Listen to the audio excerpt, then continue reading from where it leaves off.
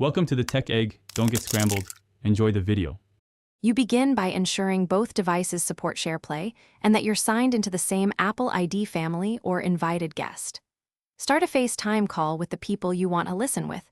Once connected, open Apple Music and pick the song, album, or playlist. Tap the SharePlay button in the Now Playing screen. This initiates playback for everyone. You do this so audio stays synced across devices and controls can be shared.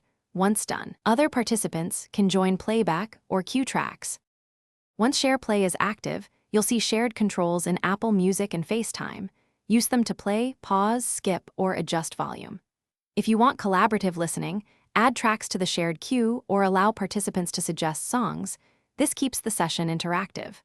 Make sure to manage who can control playback from the FaceTime controls so one person doesn't accidentally override the group.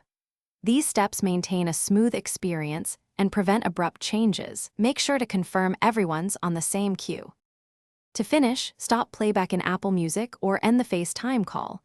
Either action ends SharePlay for everyone. If you encounter lag or desync, first check Wi-Fi or cellular connections and ask participants to reconnect to FaceTime. This usually resolves timing issues.